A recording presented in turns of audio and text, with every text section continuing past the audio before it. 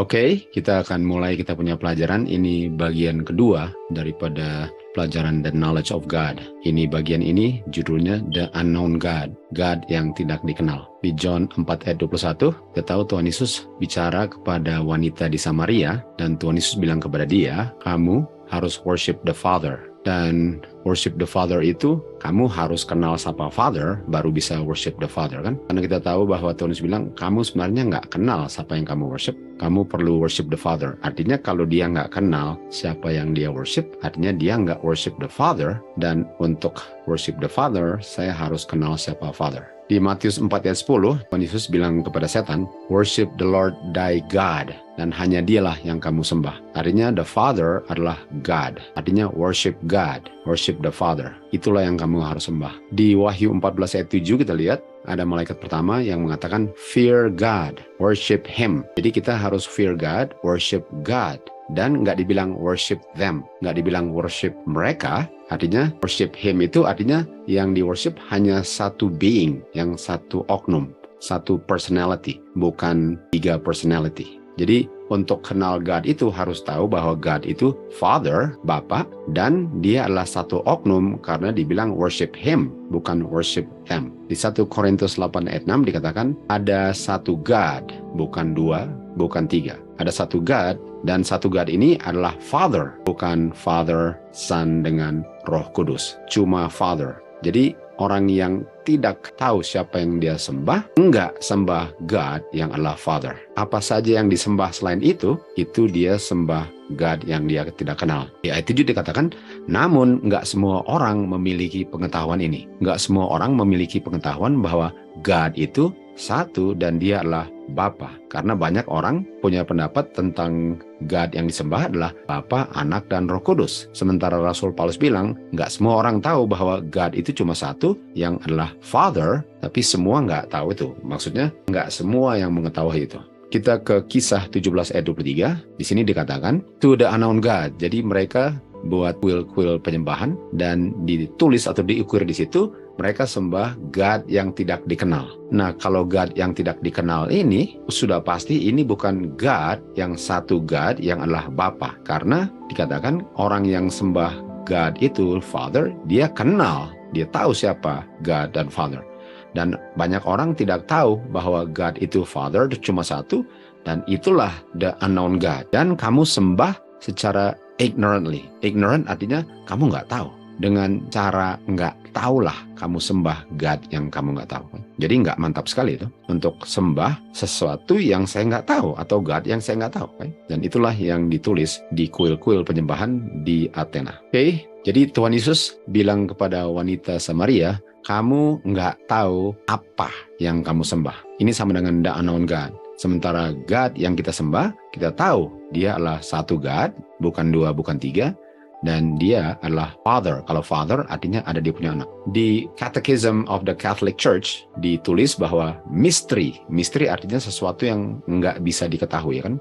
Misteri daripada Most Holy Trinity adalah pusat daripada misteri Christian Faith and Life. Dan itu adalah sumber daripada semua misteri iman. Dan misteri daripada Trinitas ini, doktrin ini adalah most fundamental, sangat dasar dan sangat penting untuk ajaran daripada gereja ini. Dan diajarkan bahwa misteri ini adalah ada satu true God, ada satu true God. Ini sama dengan Yohanes 17 ayat 3, satu true God. Tapi bedanya di sini dikatakan satu true God-nya adalah Bapa, Anak, dan Roh Kudus. Sementara kita sudah baca tadi di 1 Korintus 8 ayat 6 dikatakan God itu cuma satu, Father.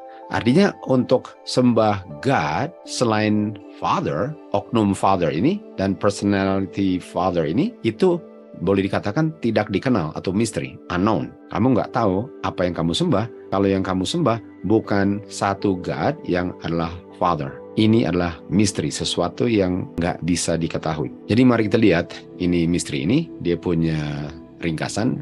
Misteri daripada doktrin Trinitas adalah pusat daripada doktrin-doktrin, sumber dari segala doktrin, fondasi daripada segala doktrin, yang terpenting daripada segala doktrin, Dan doktrin itu mengajarkan bahwa ada satu God, dan satu God itu adalah Bapa, Anak, dan Roh Kudus. Nah, kita tahu di organisasi Advent punya fundamental beliefs ya, bukan fundamental principle, fundamental belief, ajarannya sama juga. Dikatakan ada satu God, Father, Son, dengan Holy Spirit. Dan persatuan daripada ketiga ini nggak ada awalnya, co-eternal. Mereka semua nggak ada awalnya. Artinya kalau anak itu bukan anak karena anak ada awalnya. Karena Bapa itu adalah duluan daripada anak. Jadi nama anak ini nggak artinya anak kalau dia nggak ada awalnya.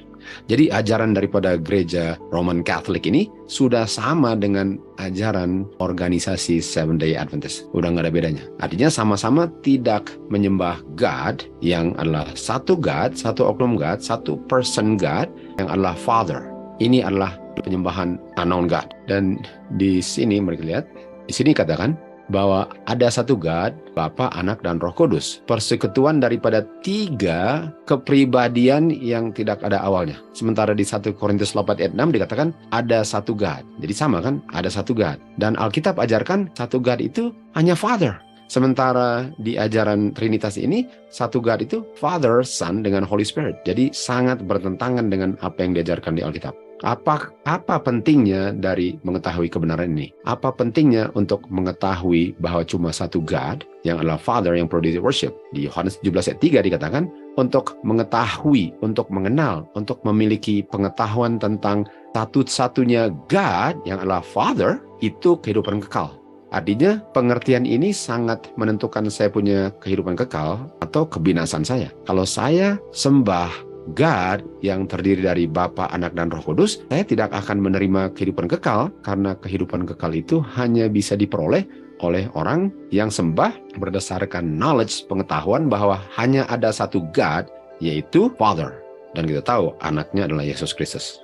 Roh Nubuat bilang di letter 1903, kamu nggak pasti dan kamu nggak jelas mengenai personality. Dan dikatakan personality ini bukan personalities, bukan jamak. Artinya personality cuma satu. Sementara ajaran Trinitas ada satu God tapi tiga personalities. Jadi satu oknum ini personality-nya Bapa, Anak, dan Roh Kudus. Itu namanya satu oknum, tiga personalities. Sementara Roh Nubuat katakan di sini, kamu nggak clear, kamu nggak jelas tentang satu personality daripada God. Dan untuk mengetahui yang benar bahwa God itu cuma satu personality, yaitu Father, itu everything to us as a people. Artinya itu segala-galanya, itu keselamatan. Kalau saya nggak tahu ini, lawannya everything, nothing. Saya nggak bisa diselamatkan, saya nggak bisa memperoleh kehidupan kekal.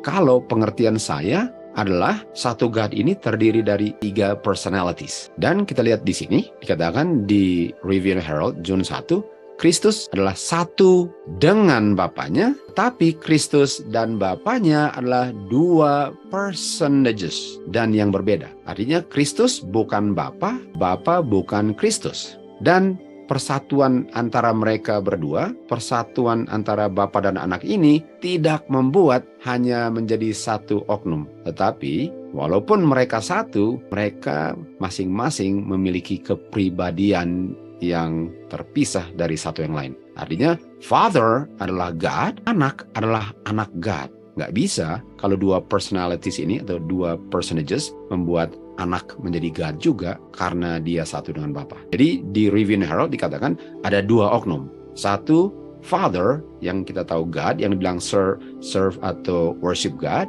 Yang satu adalah anak. Dan yang di worship adalah Father in worship. Kita ke Upward Look, halaman 367 dikatakan, The Lord Jesus Christ, Yesus Kristus, satu-satunya anak Bapa, adalah sungguh-sungguh God dalam infinity. Kita tahu infinity adalah nature. Nature-nya kekal kan? Walaupun dalam personality, dalam oknumnya dia bukan God. Tuhan Yesus itu God dalam nature-nya, bukan dalam oknumnya. Jadi kita harus tahu, yang kita sembah God the Father, oknumnya. karena cuma ada satu, bukan ada tiga. Jadi ajaran yang mengatakan bahwa ada tiga personalities dalam satu oknum, itu adalah unknown God, itulah mystery. Ini yang Tuhan Yesus bilang kepada wanita di Samaria, kamu nggak tahu apa yang kamu sembah. Dan ini sangat menentukan kita punya keselamatan, karena kalau kita nggak tahu, bagaimana kita bisa sembah apa yang kita tidak tahu. Di manuskrip 35 dikatakan, Tuhan Yesus punya nature, kan? Tuhan punya nature ini,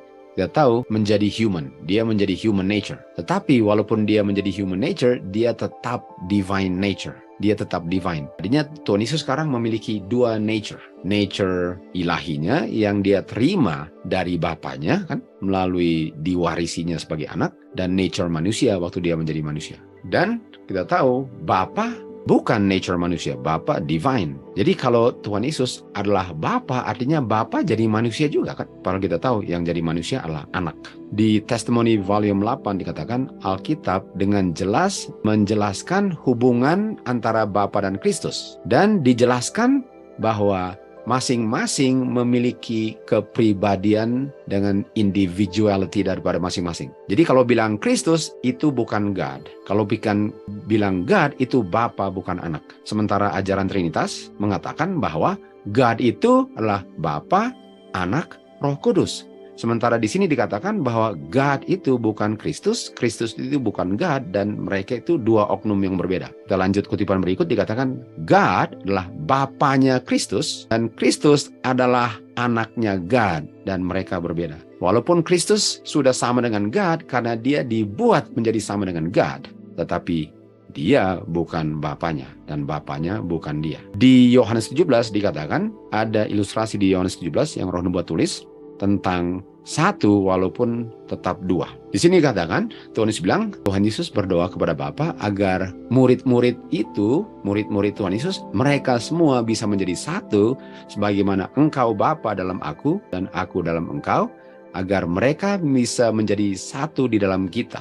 Dan untuk mereka bisa menjadi satu, sebagaimana kita pun satu. Nah, kalau Tuhan Yesus dengan Bapa itu satu oknum, artinya murid-murid yang banyak harus menjadi satu oknum. Tetapi kalau Tuhan Yesus dan Bapa itu dua oknum yang berbeda, persatuan mereka enggak membuat mereka menjadi satu oknum, sebagaimana murid-murid yang banyak juga, walaupun mereka satu, tapi mereka oknum kepribadiannya beda satu dengan yang lain. Karena kalau Bapa dan Anak sebenarnya adalah satu, artinya Tuhan Yesus harapkan murid-murid menjadi satu oknum semua. Kita tahu di Kisah 2, di hari Pentecost, mereka semua satu. Dan mereka semua satu bukan berarti cuma ada satu oknum di ruangan atas. Mereka semua satu karakternya, satu tujuannya, satu rohnya. Itu yang membuat satu mereka, bukan oknumnya menjadi satu. Testimoni 8:2-6-9 katakan, persatuan antara Kristus dengan murid-muridnya tidak membuat menjadi satu oknum mereka semua,